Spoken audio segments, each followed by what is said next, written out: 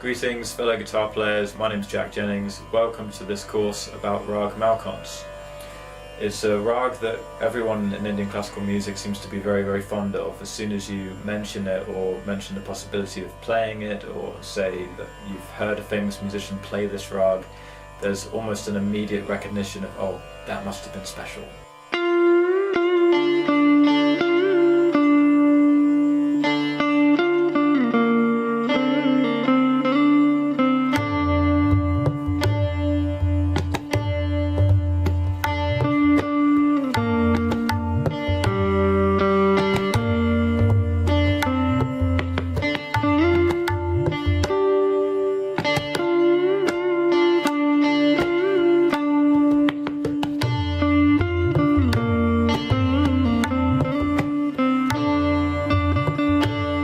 So let's get into it. It's sort of a simple rag in its basic form. It's not simple in terms of the feeling and the emotion and the way that it's supposed to be performed. It takes a lot of maturity and depth to really bring out the real character of the rag. It's got a very deep sentiment to it. It's a nighttime raga, normally played around midnight, so it's got that deep, dark, sort of wallowing, feeling of the middle of the night. That's the sort of atmosphere the rag is supposed to evoke. So the thing about this rag is that we have to understand that the tempura is tuned, instead of sa, pa, which is the notes 1 and 5, it's sa and ma, and that's the notes 1 and 4. So the way I tune my guitar, I'll just explain that and then I can show you how the drone would work a bit more. So I've got my open D string, we're in the key of D, and then I've changed the low 2 strings for very high, gauge 8 high strings. So this is like a top E string but gauge 8, so very thin sounding. And 2 of those together, tuned to D, create that kind of shimmering effect between them. They're gauge 8 because I don't want them to be very loud, I don't want them to be too overpowering. So I don't want them to, if I'm playing the top E string, which is, this is an 11 gauge on my guitar, I don't want those strings, those 2 together, to be too loud or too overpowering in relationship to that. Most of the time I'm just playing on the single G string.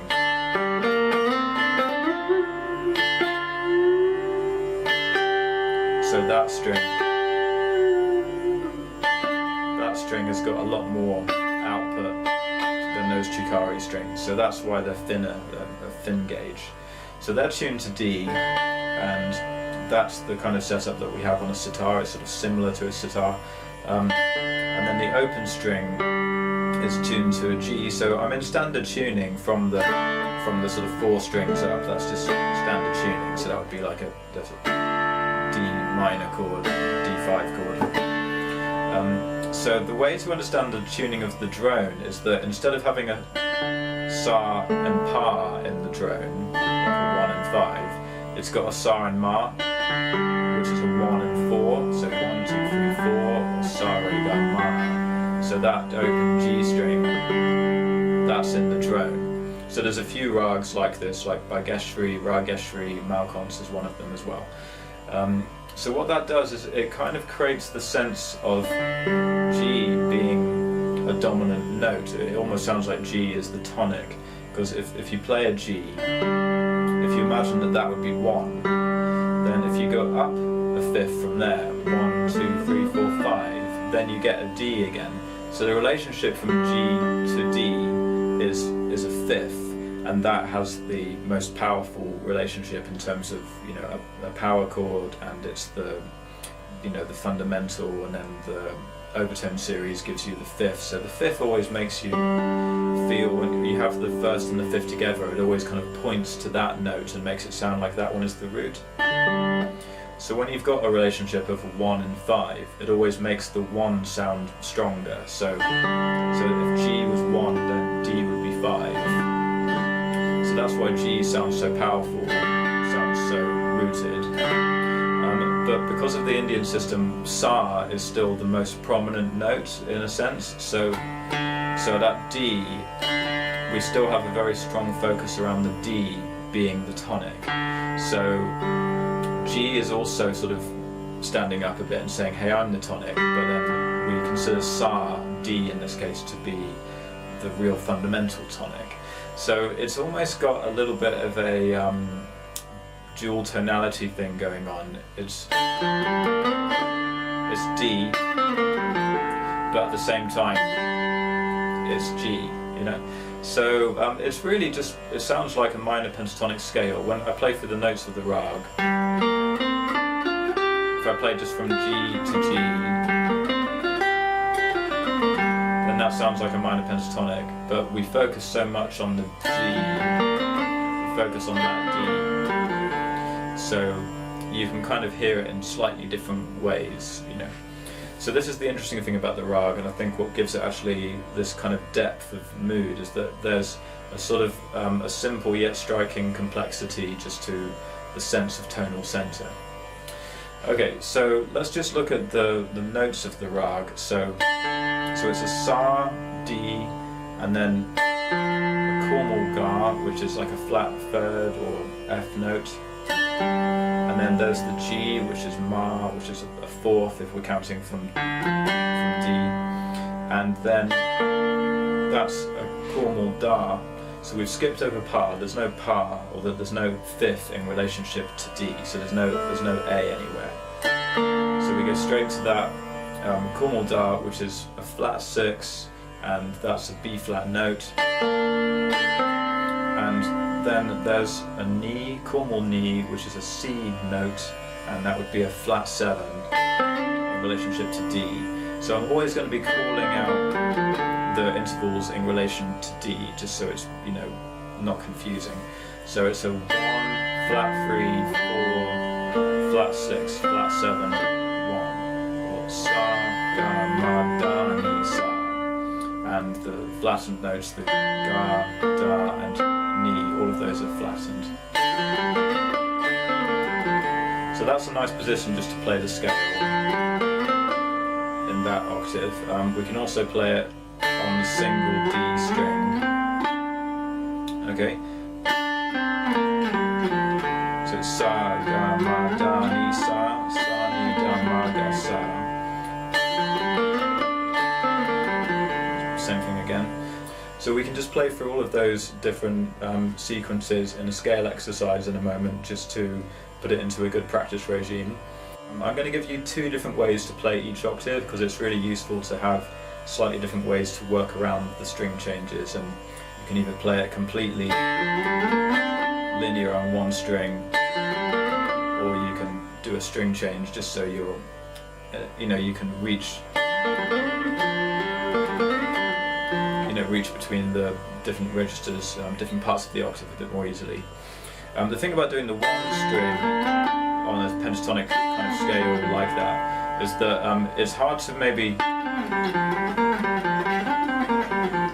it's not that easy to move very fluidly there, because you've just got such big gaps. If you've got a scale with 7 notes,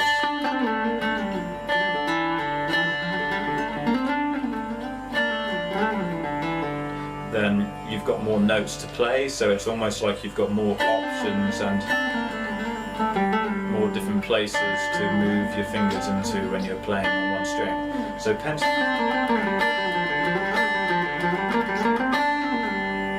pentatonic scales are kind of difficult to play on a single string. It just depends what you're going for. The good thing about the single string stuff is that it makes you think in a more linear, sequential way, which is much more akin to the phrasing of Indian classical music. You know, the sitar plays in one string, and the way that a vocalist moves in Indian classical music is often more of a linear sense, you know, following the natural progression of the voice going up and down.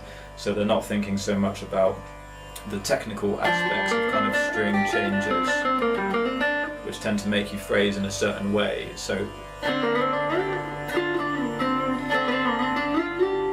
single string stuff makes you, you know, phrase in a more of a linear vocal way.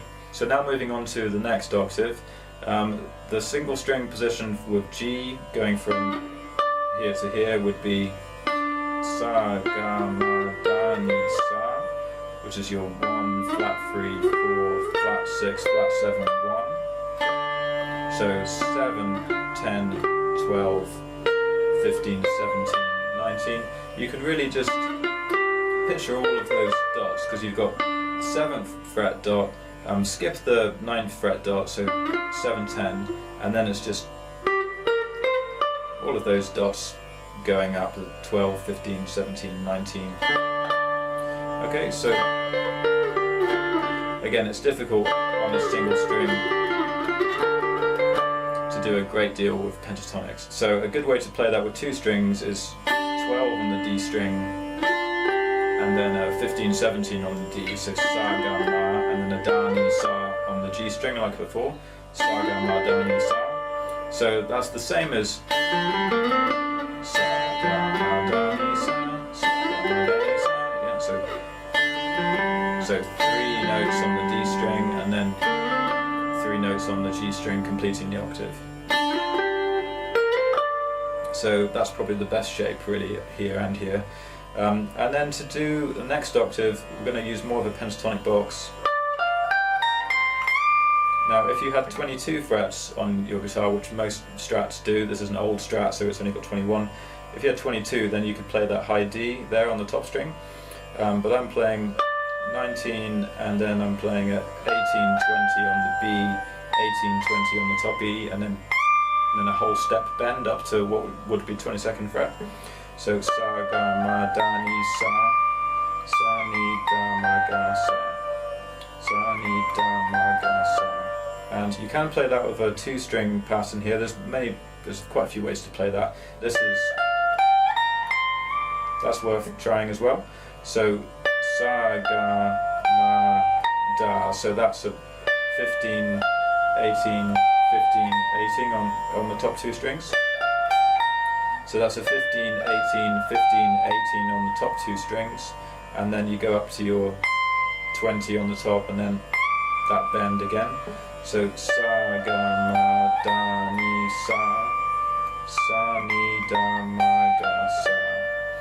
So of course you could do that in a few different ways. You could play Sa, Ga, Ma like that, or you could play Sa, Ga, Ma, Da, Ni, Sa, or even Sa, Ga, Ma, Da, Ni, Sa. So lots of different ways, but as long as you feel that you can get there from a few different places, you'll intuitively find the different ways of doing it.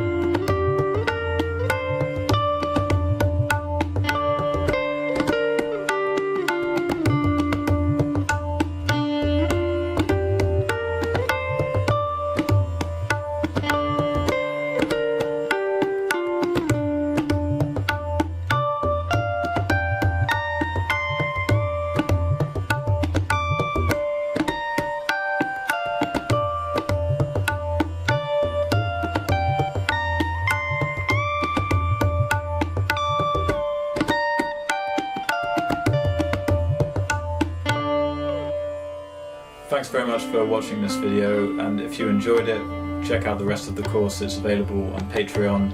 There's a few specially made exercises moving through all the different patterns of the pentatonic scale, and we can see how pentatonic shapes actually fit into the Raag structure, and also using 2 strings as well, these 2-string patterns that can be really effective for moving around the neck in a different way. So check out the rest of the course, I'm sure you'll enjoy it, and I'll see you on another video soon.